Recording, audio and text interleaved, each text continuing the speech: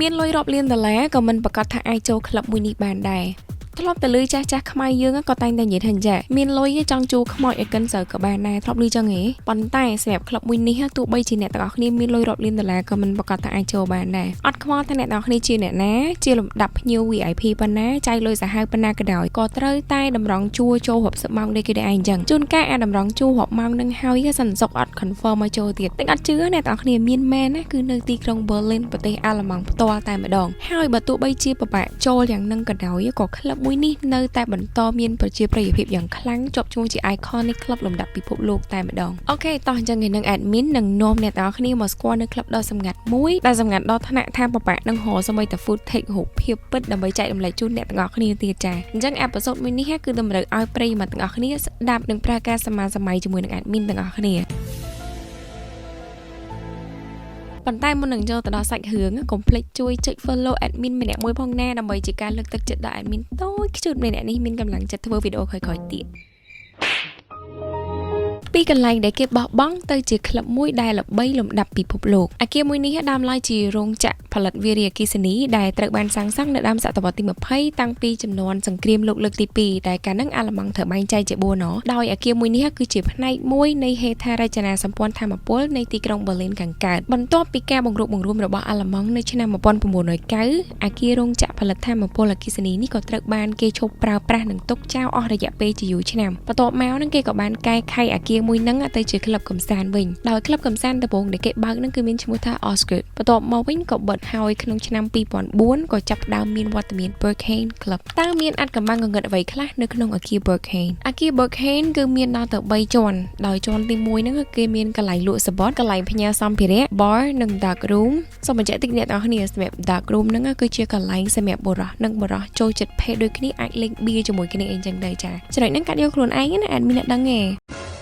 ហើយគេមាន outdoor patio មួយផ្នែកទៀតដោយនៅក្នុងនោះគឺមាន bar និង lounge ដែលគេនិយាយថា outdoor patio នឹងវារៀង public ជាង area ផ្សេងៗបានន័យថាវារៀងងាយស្រួលចូលជាង area ផ្សេងៗអញ្ចឹងណាចូលមកដល់ជាន់ទី2វិញគឺគេមាន main dance floor ដែលអាចដាក់គ្នាបានខ្ទង់ដល់ទៅ500នាក់ធំដែរអ្នកទាំងអស់គ្នាហើយគេមានជា ice cream bar សម្រាប់ refreshment ហើយចុងក្រោយនឹងក៏មានជា dark room ដែរប៉ុន្តែយើងអត់ដឹងថា dark room ហ្នឹងវាសម្រាប់តែបុរសនិងបុរសឬក៏សេរីទេព្រោះអត់ឃើញមានអត្ថបទណាបញ្ជាក់ដែរអញ្ចឹងណាចូលមកដល់ជាន់ទី3ជាន់នេះគឺជាជាន់ចុងក្រោយហើយមានឈ្មោះថា Panorama Bar ដែលនៅហ្នឹងគឺមានដូចជា dance floor មួយទៀតមាន bar ដូចគ្នាហើយតាំងលម្អទៅដោយ art display ធំៗ Wolfgang Tillsman ហើយគេក៏មាននៅ locker និងកន្លែង smoking area អីចឹងទៅតើអ្វីទៅដែលធ្វើឲ្យគ្រប់គ្នាស្គាល់ Berghain Berghain Club ល្បីល្បាញតាំងពីឆ្នាំ2004មកម្លេះដោយសារតែភាព exclusive បរិយាកាសបែបលក្ខណៈអាត់កំបាំង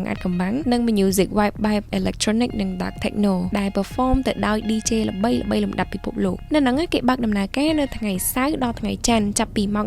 11:59 នាទីយប់ដល់ថ្ងៃច័ន្ទម៉ោង 10 ព្រឹកសម្រាប់ថ្ងៃផ្សេងពីហ្នឹងក៏អាចម្ដងម្កាលដែរលុះត្រាតែគេមាន event ពិសេសណាមួយអីចឹងទៅហើយចំណុចមួយទៀតដែលគេល្បីសឹងតែជុំវិញពិភពលោកហ្នឹងគឺ strict door policy ក្លឹបមួយនេះគឺថាពិបាកចូលមែនតើនៅមុខក្លឹបគឺតែងតែមាន bouncer ជានិច្ចនៅចាំត្រួតពិនិត្យថាតើអ្នកណាអាចចូលបានឬក៏មិនបានហើយជាធម្មតានឹងគ្រប់គ្នាគឺត្រូវតម្រង់ជួរចូលព្រោះថាមានអ្នកចាំចូលក្លឹបនេះច្រើនសឹងតែជាប្រចាំទៅហើយចំណែក door policy វិញគឺគេអត់មានប្រាប់យើងទេសម្រាប់អ្នកដែលចង់ចូលក្លឹបហ្នឹងគឺគាត់ត្រូវទៅស្វែងយល់ដោយខ្លួនឯងដោយមើលពី bouncer select ផ្ទាល់ឬក៏ដោយការនិយាយតគ្នាអីចឹងទៅអញ្ចឹងខ្ញុំក៏បានដកស្រង់ចំណុចខ្លះពីអត្ថបទមួយចំនួនជូនអ្នកទាំងអស់គ្នាដឹងចំណុចដែលគួរធ្វើទី1អ្នកទាំងអស់គ្នាត្រូវស្លៀកពាក់បែបសាមញ្ញតែ unique ជាមួយនឹង color code បែបខ្មៅបែប style minimal អីចឹងទៅភាគច្រើនខ្ញុំឃើញគេពាក់អាវលក្ខណៈបែបពណ៌ខ្មៅប៉ុន្តែអត់សូវជាមានលក្ខណៈ logo អីញ៉ៃៗគឺត្រូវតែស្អាត clean តែម្ដងទី2ក៏មាន attitude បែបចងេងចងាត្រូវតែ act calm ជាមួយនឹងភាព confident ទី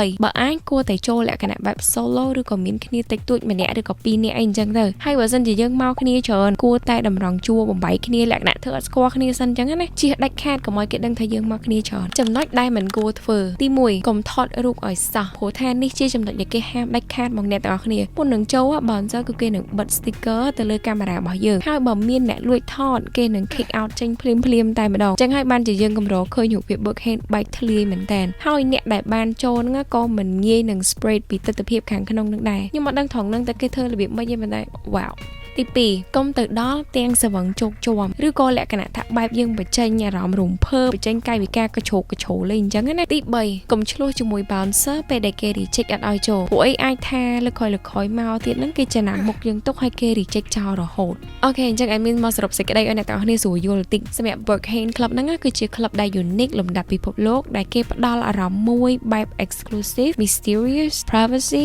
និង safe ដោយគេអត់មានការលួចថតរូបនិងវីដេអូអីទេអញ្ចឹងសម្រាប់អ្នកដែលចូលទៅក្នុងហ្នឹងគាត់អាចបញ្ចេញនៅអ្វីដែលជាខ្លួនឯងបានជាពិសេសហ្នឹងគឺ LGBT ហ្មងតាមការគិតរបស់អេមីនណាដោយសារតែភាគច្រើនសង្គមពិបាកនឹងទទួលយកពួកគាត់ពេកមានការរើសអើងមាក់ងាយអីចឹងទៅតែ Berkane ស្វាគមន៍ជានិច្ចឲ្យតែគាត់អាចឆ្លងកាត់ strict door policy នឹងបានគឺអាចនិយាយបានថាកន្លែងហ្នឹងនឹងក្លាយជា heaven space freedom ពេញលេញសម្រាប់ពួកគាត់មកតែគ្រប់យ៉ាងមិន perfect ល្អចឹងទេណា admin ក៏ឃើញអត្ថបទខ្លះគេ spread information មកថាក្នុងហ្នឹងមានលក់គ្រឿងញៀនខ្លះទៅគេនិយាយថាគេលេងបៀជាមួយគ្នានៅកណ្ដាលវាលហ្មងអានៅ dark room ដែលខ្ញុំ mention ណ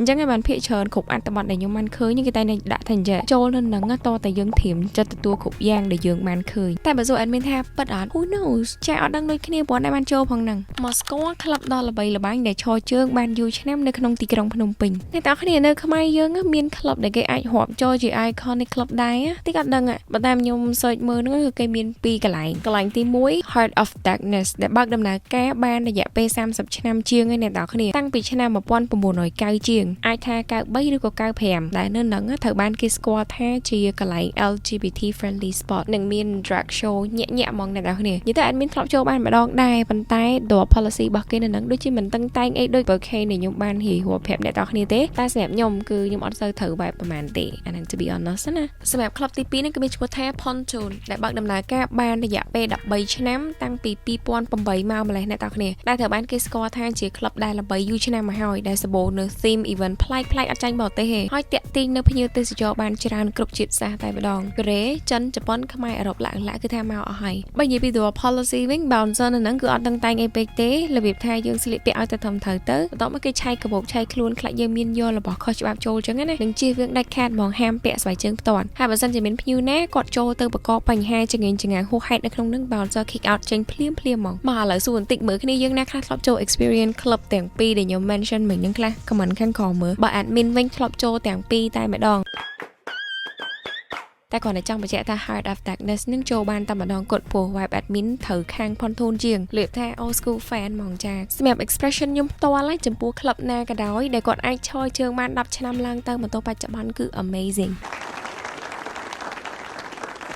អាចថាមកពី owner ឬក៏អ្នកគ្រប់គ្រងក្លឹបគាត់មានតាក់ទិចទីផ្សារខ្លាំងមានការ update អ្វីថ្មីទៅតាមតន trend ទៅតាមរដូវកាលឬក៏អាចមានចំណុចពិសេស unique ណាមួយឲ្យទើបអាចឲ្យក្លឹបដំណើរការបានយូរឆ្នាំអញ្ចឹងអូខេ guys ចឹងថ្ងៃនេះមានតែប៉ុណ្្នឹងទេហើយអ្នកនរគ្នាយល់យ៉ាងណាដែរចំពោះ content មួយនេះអាច comment នៅខាងក្រោមបានហើយកុំភ្លេចចុច subscribe ដើម្បីទទួលបាននូវវីដេអូក្រោយៗទៀតបាយបាយ